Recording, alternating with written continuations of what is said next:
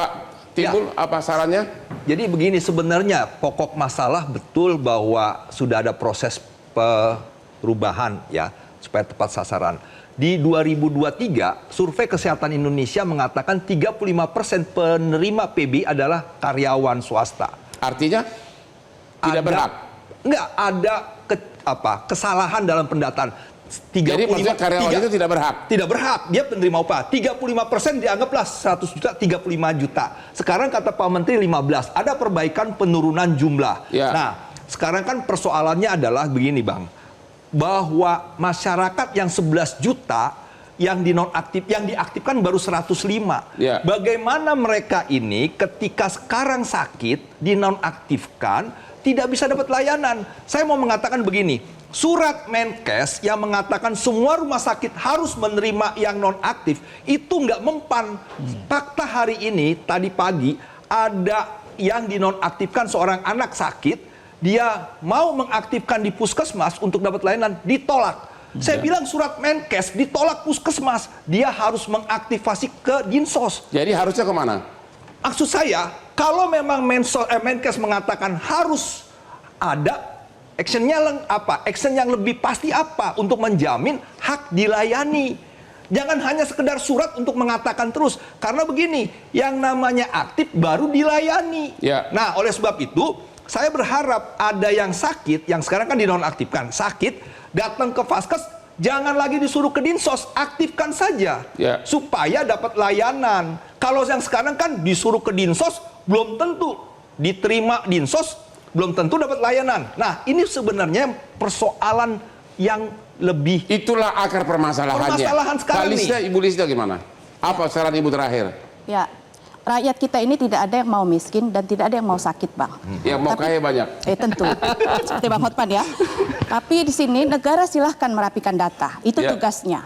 Tapi yang perlu dipastikan bahwa akses masyarakat untuk mendapatkan pelayanan kesehatan itu yang tidak boleh terputus. Betul. Dan kami sebagai anggota DPR RI tentu akan terus mengawal ini supaya prosesnya ini benar-benar transparan, manusiawi, berkeadilan, tepat sasaran.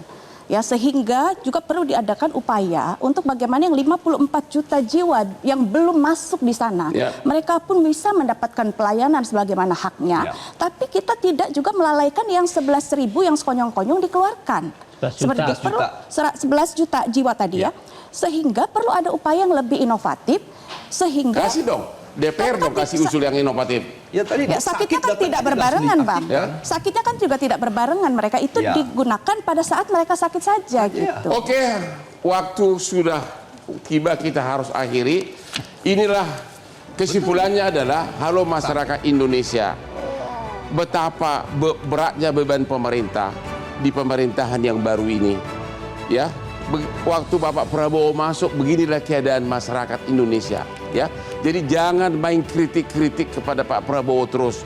Beliau masuk jadi presiden, bayangkan ratusan juta penduduk Indonesia hanya membayar iuran BPJS saja 35.000 tidak sanggup. Tapi saya salut sama Bapak Presiden, tetap dia tenang, tidak emosional. Karena saya ingat, saya pernah dibentak sama dia waktu saya jadi kuasa hukumnya. Inilah akhir dari diskusi kita malam ini. Ketemu lagi di Hot Room setiap hari Rabu jam 9 malam. Silakan Pak ke sini, Pak. Silakan ke sini, Pak. Adu pameran cincin, Pak. Ya.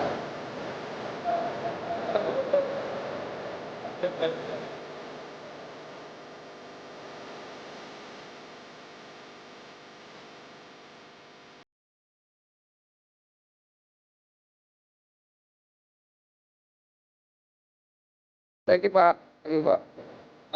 Ya.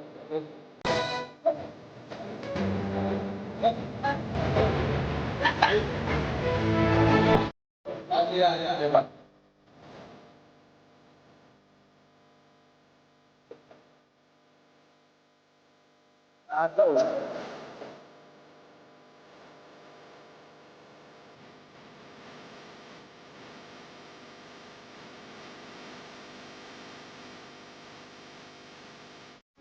Metro TV.